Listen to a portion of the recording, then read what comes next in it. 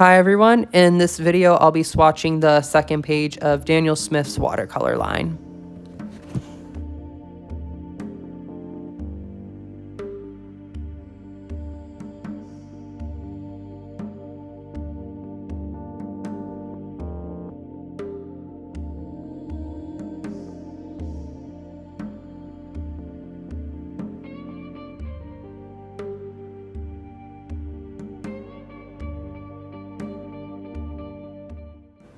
So the first color I'll highlight in this video is quinacridone purple. Even though it's really rare in acrylic and oil paints, PV55 is becoming more common in watercolor, and it's a good alternative to manganese violet and cobalt violet deep if you are looking for a mid-purple color that is non-granulating and has high tinting strength.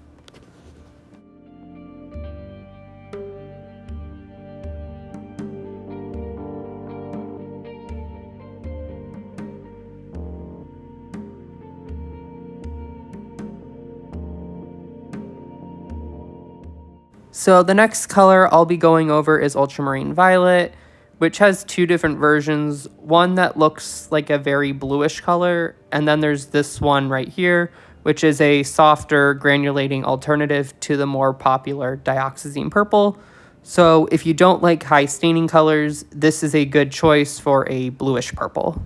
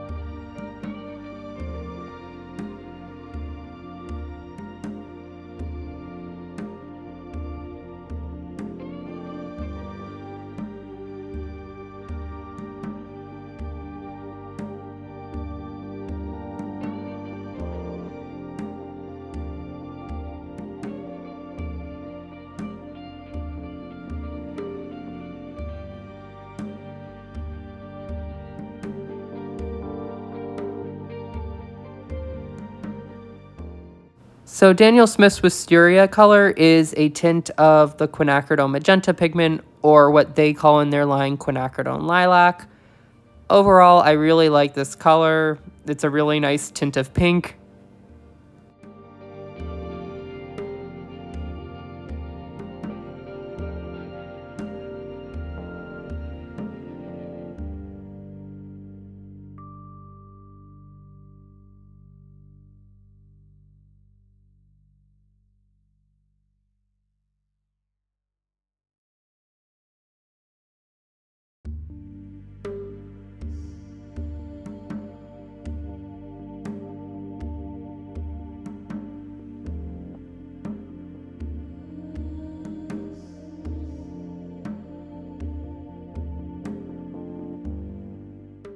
So Moonglow is a popular color in the watercolor community, but it's sadly impermanent because it contains the anthraquinone red pigment, which is also used in Daniel Smith's alizarin crimson hue. And while it's duller, the shadow violet pigment below is a more permanent alternative. But I do have to say I do like the shade of Moonglow. So if I ever wanted a hue, I'd mix quinacridone red, ultramarine, and phthalo green.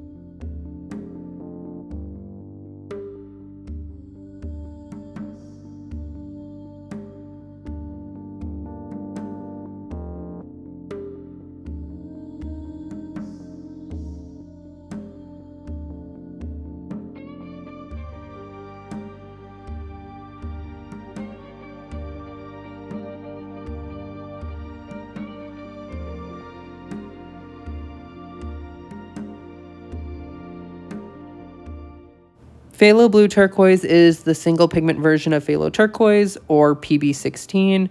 Usually, phthalo turquoises are mixtures of phthalo blue and phthalo green, but PB16 is becoming more common in watercolor lines. I really like this cyan color a lot, and this is also a favorite from Denise from Liquid Color and V from Paint and Hiding.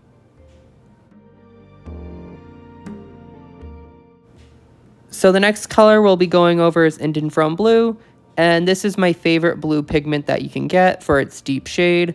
And I'd like to highlight that Daniel Smith uses this pigment for their indigo color that was swatched earlier.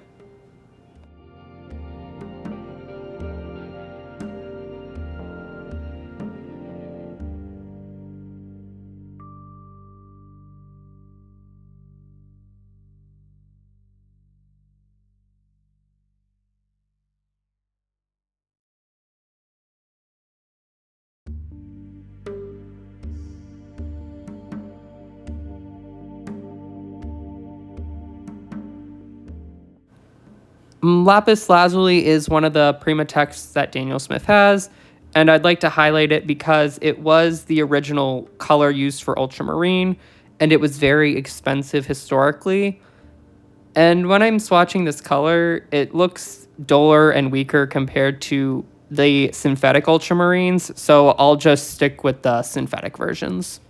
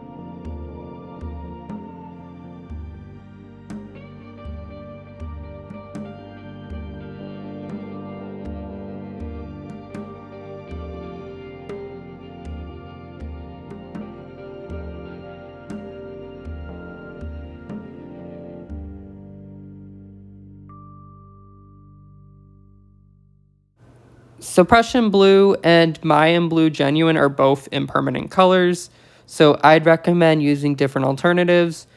So if you want something that's like a cyan hue, phthalo blue green shade works, but if you want something that's deep and dark, Indinfrone is a good alternative.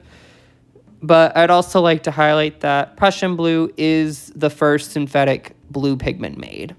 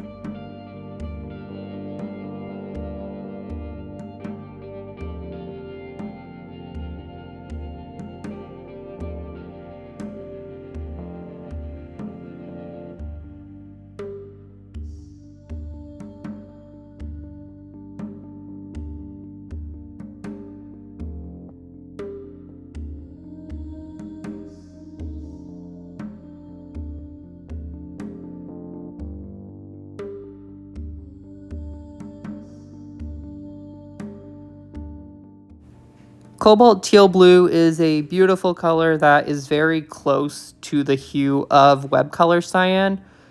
But as this color is a cobalt pigment, please make sure you are using responsible painting practices, as cobalt colors are toxic.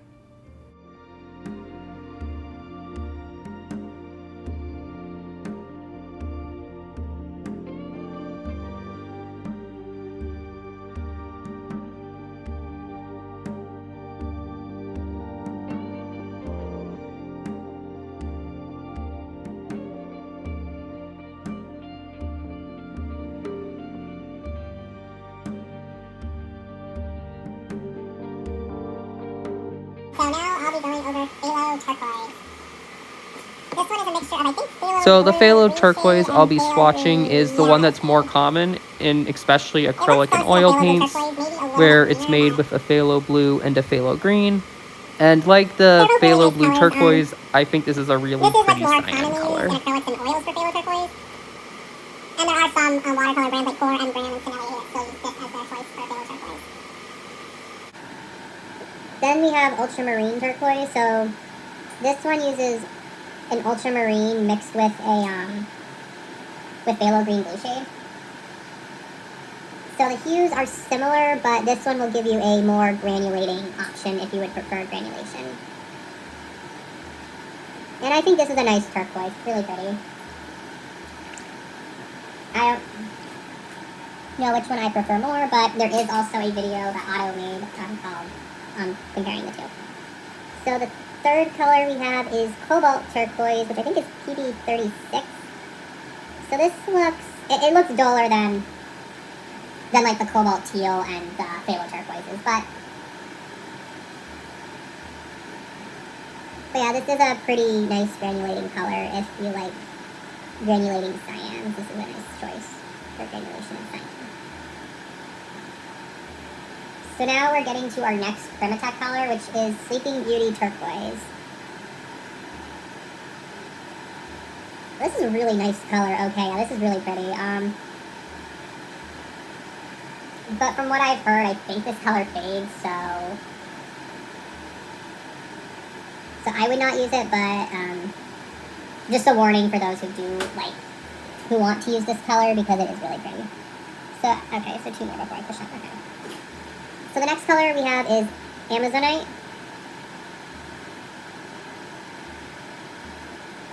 So this is pretty, it's a nice color. It looks like a greenish turquoise, especially compared to the ones that I swatched above, and compared to, the cobalt teal. But it is a nice color.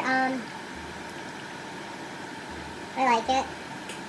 Blue Apatite, okay. This is like a greener, like more cyany leaning compared to the, this is like a more cyanish color compared to the Sodalite. It's a nice color, so yeah, these are pretty interesting. Yeah, the Primatechs are pretty interesting. I would not use them in my work, but they are pretty interesting, so if you want to use them, go ahead. If you don't, doesn't matter. So now I'm going to push this forward so we can look at the next colors, starting with Lunar Blue and then working our way down to Viridian. Lunar Blue, this probably is a mixture of multiple colors. I don't know what, but if I had to guess, there probably is a black pigment in it. But it is an interesting color. It kind of looks like a cyan color, but it's like a dark navy color. It's not as teal as like the other ones that I did earlier from Phthalo Turquoise to Amazonite. Cascade Green. So now I think we're in the green range. So this one is not Primatech, and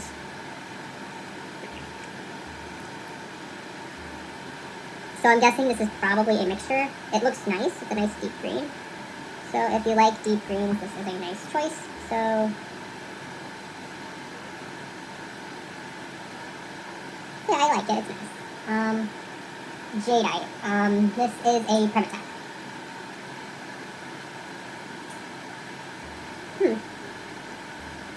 So this looks like a deep green. So if you like deep green colors, this one is,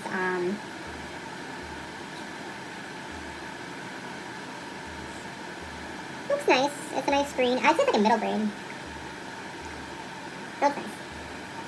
Then we have Viridian. So this is the, like, traditional green pigment for painting, where it's like a greenish turquoise almost.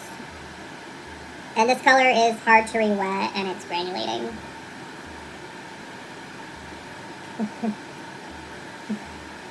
So if you like granulation and you don't like high tinting colors, this is a good choice for a green pigment, because phthalo green blue shade is the complete opposite of that.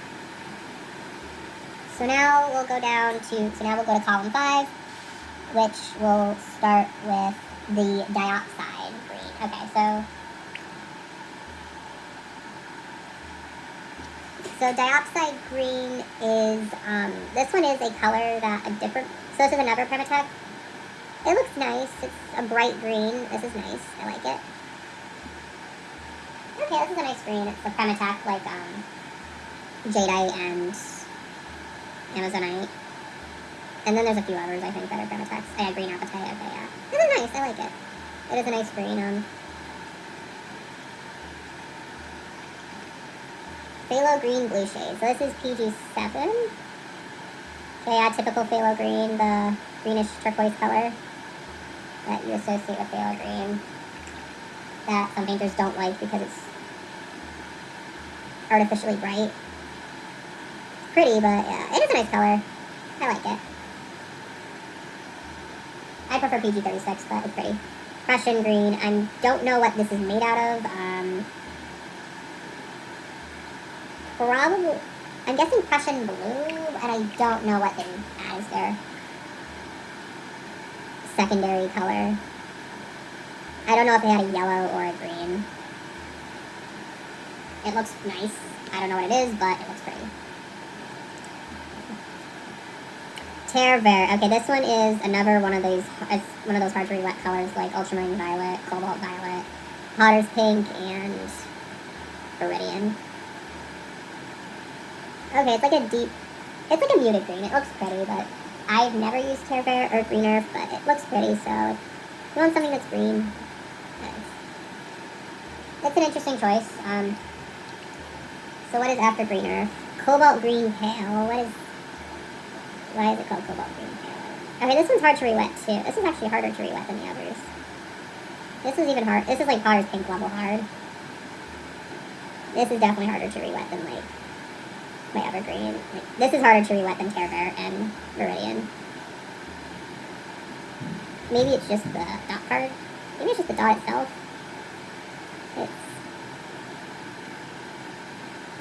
It is an interesting color. It's like a dull green. Not what I would use, but yeah, I'm just gonna leave it like that. I don't know what else to do. Cobalt green. So what is this green? Okay, cobalt green. A lot of greens. But green is a very broad color range that ranges from like aqua to, or from chartreuse to aqua, so, or more specifically like a hue of like 80 degrees to like 170 or so degrees. Green is a broad color term. This is a nice green. I've never used it. It looks pretty though. Yeah, I know cobalt blue is the one people like, but for me it's cobalt teal and cobalt violet that are the more interesting ones, because they're more unique hues. So now we have spring green. I don't know what this is. I'm just going to make the assumption that every green from the next 4 are convenience hues and not single pigment colors. So yeah, I'm just going to make the assumption that this is a convenience green. It's a nice bright green. I probably would just mix PG36 with my yellow to get this color, but it is a nice bright green. If anyone wants a nice bright green, this is a good option. Permanent green light. Okay, this is less light fast than the spring green. I will double check to see why, but I'm kind of curious onto that actually. It is a nice green. Kind of like the other one. Bright green. Bright green color. That's all I have to say. Phthalo yellow green. What does this look like? Okay, this looks more like a chartreuse hue. Okay, this looks more like a chartreuse color or a lime color, so okay. Yeah, I'm wondering why the light fastness is low. I wonder if community screens have lower light fastness. Yeah, I'm just gonna mix my own greens. They're nice, but I probably can mix all these. Permanent green. So this is more aqua leaning compared to the ones I just swatched like 2 minutes ago. So I'm guessing this is a convenience green for people who want a green that's slightly more turquoisey. It looks nice. I wouldn't buy it, but it looks nice. Okay, so now we have to go through the final colors. So now we have phthalo green yellow shade. So this is my favorite green pigment. So the next color I'm I like how it swatching, mixes which is with, phthalo green yellow shade, quinacridone is rose, personally an quinacridone underrated red, color. quin coral, I think it mixes really nice browns with my quinacridone red, and it neutralizes my rose colors very well, like quinacridone rose and quinacridone pink. I recommend it. I use M grams. It's really pretty. Hooker's green. I don't know what this is made out of, but all Hooker's greens are convenience mixes. The original Hooker's green I know was made using Prussian blue and gamboge, but I don't know what the actual, or the new one is.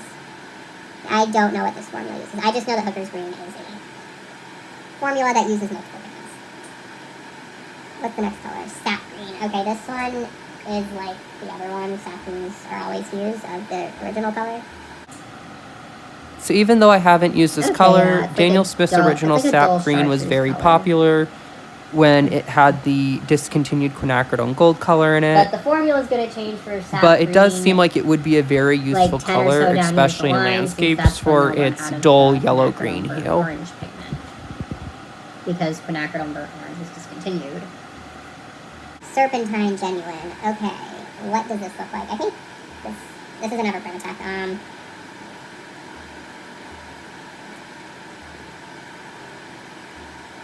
Okay, it's like a, it's kind of like a more yellowish alternative to sap green.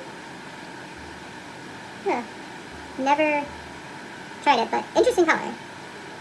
Interesting color. Chrome oxide green. So this one is probably the last, Perylene green. This is another, like, this is actually a single pigment green. It's a dull green,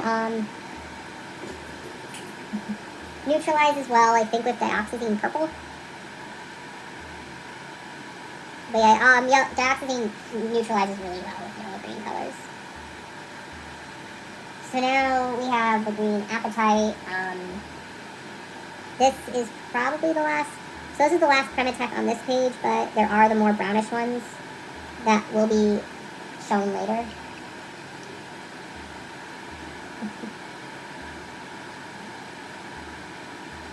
Looks nice, like a yellow-green, so good dioxazine complement.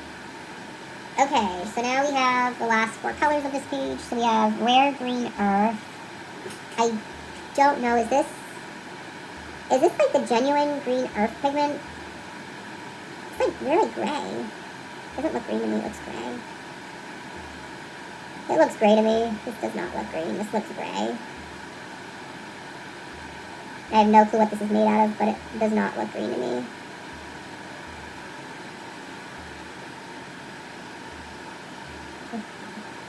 Deep sap green. I have no clue what this is made out of.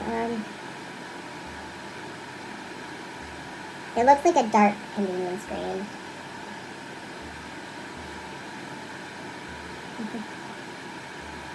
It looks darker compared to, it's like kind of, I'd say, like a shade that's between Hooker's green and sap green.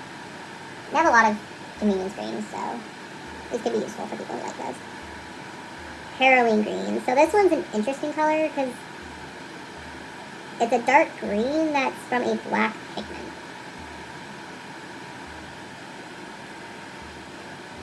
So yeah, it's a black pigment that's made, or that has a green hue to it. Kind of interesting. I think Schminke has it, but yeah, it's an interesting color. And now we have our final one from this page, which is Undersea Green. I think this is a convenience mixture. It looks like an olive color. It looks like an olive yellow. So if you like olive yellow, this is a nice color to use. Okay, so I think this is the last color. So I am done swatching. I'll take a photo of the colors and show what they all look like. My favorites are, I think, ultramarine violet for the purples. Oh, Mysteria. I like the phthalo. Here are the final swatches of the second page of Daniel Smith's line of watercolors.